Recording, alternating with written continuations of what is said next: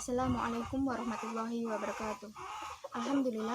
Alhamdulillahirabbil alamin wassalatu wassalamu ala asrofil anbiya'i wal mursalin wa ala alihi wa sahbihi ajmain amma ba'du. Kepada Bapak Ahmad Muhammad Musta'in Nasoha, sarjana hukum, magister hukum, selaku pengampu mata kuliah Pancasila yang saya hormati dan rekan-rekan yang saya banggakan. Pertama-tama marilah kita panjatkan puji syukur kehadirat Allah Subhanahu wa Ta'ala yang telah memberikan nikmatnya kepada kita semua, sehingga kita dapat menyaksikan kajian ini walaupun tidak secara langsung. Tak lupa sholawat serta salam kita lantunkan kepada junjungan kita Nabi Muhammad SAW. Semoga kita semua mendapatkan syafaatnya di yaumil akhir. Amin ya robbal alamin. Pancasila pada hakikatnya memiliki multifungsi dan kedudukan bagi Negara Kesatuan Republik Indonesia, yaitu sebagai jiwa bangsa Indonesia, kepribadian bangsa Indonesia, dasar-dasar negara Indonesia, pandangan hidup bangsa Indonesia, sumber dari segala sumber hukum bagi negara Republik Indonesia, serta perjanjian luhur bangsa Indonesia pada waktu mendirikan negara. Selain itu, merupakan cita-cita dan tujuan bangsa Indonesia. Pancasila juga bisa memainkan peran strategis sebagai pemersatu bangsa Indonesia yang memiliki keberagaman suku, agama, dan ras. Selain itu, Islam merupakan pedoman hidup manusia di atas bumi untuk kehidupan di dunia dan di akhirat.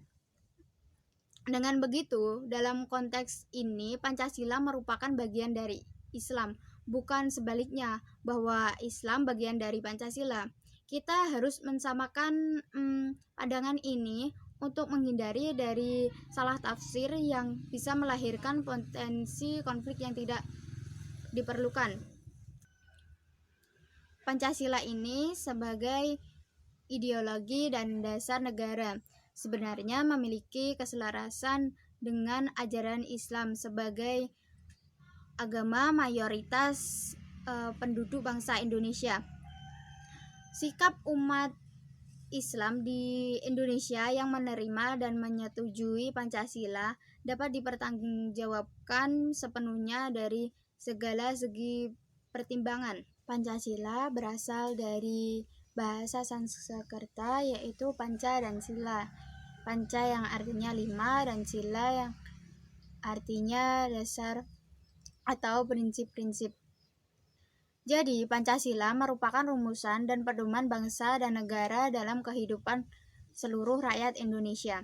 Dalam buku Sutasoma yang dikarang oleh Empu Tantula, Pancasila memiliki arti 5 kesusilaan, yaitu tidak boleh melakukan kekerasan, tidak boleh mencuri, tidak boleh berjiwa dengki, dan tidak boleh berbohong, serta tidak boleh meminum minuman keras. Selain itu, sejarah Pancasila sebagai dasar Republik Indonesia ini tidak terlepas dari sejarah perjuangan bangsa Indonesia untuk merebut kemerdekaan. Dalam proses perumusan Pancasila diawali dalam sidang BPUPKI oleh Dr. Rajiman Widyo Diningrat. Ada 3 tokoh pembicara, yaitu Muhyamin, Supomo, dan Soekarno. Insinyur Soekarno memberi nama Pancasila yang artinya 5 dasar pada pidatonya pada tanggal 17 Agustus 1945. Pada tanggal 17 Agustus 1945 ini memproklamasikan kemerdekaan, dan selanjutnya pada tanggal 18 Agustus di mana termuat isi rumusan 5 prinsip dasar negara yang diberi nama Pancasila. Dan pada akhirnya terbentuklah Piagam Jakarta pada tanggal 22 Juni 1945. Beberapa hal yang dapat dipertimbangkan untuk menjadi keselarasan Pancasila dalam ajaran Islam, yaitu Pancasila bukan agama dan tidak bisa menggantikan agama. Yang kedua, Pancasila bisa menjadi wahana implementasi syariat Islam. Dan selanjutnya, Pancasila dirumuskan oleh tokoh bangsa yang mayoritas beragama Islam. Selain itu, Pancasila dengan ajaran Islam juga tercermin dalam kelima sila tersebut. Yang pertama, sila ketuhanan yang Maha Esa. Sila ketuhanan yang Maha Esa ini merupakan sendi tauhid di dalam Islam. Sudah menjadi fitrah manusia secara naluriah memiliki potensi bertuhan dalam bentuk pikir dan zikir dalam rangka mengembangkan misi sebagai khalifah fil ardi, serta keyakinan yang terkadang tidak sanggup untuk dikatakan, yaitu kekuatan yang maha segalanya, yaitu sebuah kekuatan di atas kebendaan yang fana. Hakikat tauhid ini dalam Al-Quran sangat dijelaskan dalam Al-Quran surat Al-Ikhlas ayat 1-4, yang artinya, katakanlah, dialah Allah yang Maha Esa. Allah adalah Tuhan yang kepadanya segala sesuatu bergantung. Dia tidak beranak dan tidak pula diperanakan, dan tidak ada seorang pun yang setara dengan dia. Dan dalam surat ini meliputi dasar yang paling penting dari risalah Nabi Muhammad SAW, yaitu mentauhidkan Allah dan mensucikannya. Keesaan Allah meliputi 3 hal, yaitu Dia Maha Esa pada zatnya, Dia Maha Esa pada sifatnya, dan Dia Maha Esa pada afalnya. Dia Maha Esa pada zatnya memiliki arti zatnya tidak tersusun dari beberapa zat atau bagian, dan Maha Esa pada sifatnya yaitu tidak ada satu pun sifat makhluk yang menyamainya, dan Maha Esa pada afalnya yang berarti hanya Dialah yang mampu membuat semua perbuatan dengan firman-Nya. Selanjutnya yaitu sila kemanusiaan yang adil dan beradab. Di dalam sila ini terkait dengan syariat, yaitu termasuk ke dalam ibadah sosial yang mencakup bidang kemasyarakatan yang dalam Islam didasarkan pada sikap saling menghormati.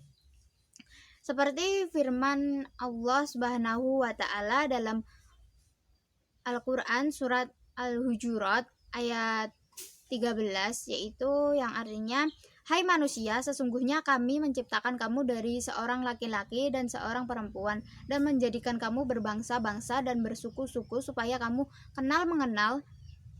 Sesungguhnya orang yang paling mulia di antara kamu di sisi Allah ialah orang yang paling bertakwa di antara kamu. Sesungguhnya Allah Maha Mengetahui lagi Maha Mengenal. Di dalam surat ini terdapat tafsir Quraisy Shihab, yaitu, wahai manusia, sesungguhnya kami menciptakan kalian dalam keadaan sama dari satu asal, Adam dan Hawa. Lalu kalian kami jadikan dengan keturunan, berbangsa-bangsa dan bersuku-suku supaya saling mengenal dan saling menolong. Sesungguhnya orang yang paling mulia derajat di sisi Allah adalah orang yang paling bertakwa di antara kalian. Allah sungguh Maha Mengetahui segala sesuatu dan Maha Mengenal, yang tiada suatu rahasia pun tersembunyi baginya. Sila ketiga, sila persatuan Indonesia. Sila ini mencerminkan ide ukhuwah insaniyah dan ukhuwah Islamiyah bagi sesama umat Islam. Hal ini terdapat firman Allah Subhanahu wa Ta'ala dalam Quran surat Ali Imran ayat 103, yang artinya, berpeganglah kamu semuanya pada tali agama Allah, dan janganlah kamu bercerai-berai, dan ingatlah akan nikmat Allah kepadamu ketika kamu dahulu bermusuh-musuhan. Maka Allah mempersatukan hatimu, lalu menjadikan kamu karena nikmat Allah orang-orang yang bersaudara dan telah berada di tepi jurang neraka. Lalu Allah menyelamatkan kamu daripadanya. Demikianlah Allah menerangkan ayat-ayatnya kepadamu agar kamu mendapatkan petunjuk. Ini persatuan akan terwujud apabila telah terjadi sikap toleransi yang tinggi antara sikap saling menghargai dan menghormati. Selain itu, dalam persatuan harus ditarik sifat persamaannya, bukan perbedaan yang hanya akan menimbulkan perselisihan dan pertentangan. Selanjutnya, sila yang keempat, yaitu sila kerakyatan yang dipimpin oleh hikmat kebijaksanaan dalam permusyawaratan perwakilan. Sila ini membuktikan bahwa perumusan Pancasila diambil dalam bentuk musyawarah bersama berbagai kalangan untuk mencapai kesepakatan. Dalam Al-Quran, surat Ali Imran ayat 159, Allah Subhanahu wa Ta'ala berfirman, "Maka disebabkan rahmat dari Allah lah kamu berlaku lemah lembut terhadap mereka. Sekiranya kamu bersikap kasar lagi, berhati kasar, tentulah mereka menjatuhkan diri dari sekelilingmu. Karena itu maafkanlah mereka, mohonkanlah ampun bagi mereka, dan bermusyawarahlah dengan mereka dalam urusan itu."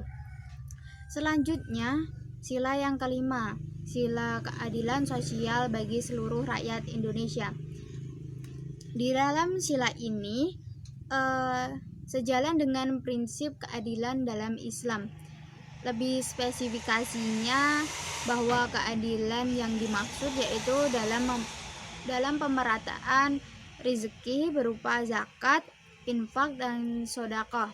Kita bertanggung jawab untuk bersama-sama menegakkan keadilan dalam kehidupan sosial dan tidak ada diskriminasi. Rumusan ini sebenarnya merujuk pada Al-Quran surat An-Nahl ayat 90. Artinya, sesungguhnya Allah menyuruh kamu berlaku adil dan berbuat kebajikan, memberi kepada kaum kerabatnya, dan Allah melarang dari berbuat keji, mungkar, dan permusuhan. Dia memberi pengajaran kepadamu agar kamu dapat mengambil pelajaran. Hal ini dikuatkan dengan sabda Rasulullah Shallallahu Alaihi Wasallam, "Carilah ridhoku dengan berbuat baik kepada orang-orang lemah kalian, karena kalian diberi rezeki dan ditolong disebabkan orang-orang lemah kalian." Betapa anjuran untuk berbuat adil dan kebajikan untuk seluruh rakyat Indonesia tanpa ada diskriminasi. Pembangunan ekonomi yang seharusnya diperkuatkan dalam ekonomi kerakyatan, ekonomi syariat, dan bukan ekonomi yang kapitalis yang berdampak terhadap ketidakmerataan kekayaan negara untuk rakyat. Cukup sekian yang dapat saya sampaikan, kurang lebihnya mohon maaf. Semoga bermanfaat. Wassalamualaikum warahmatullahi wabarakatuh.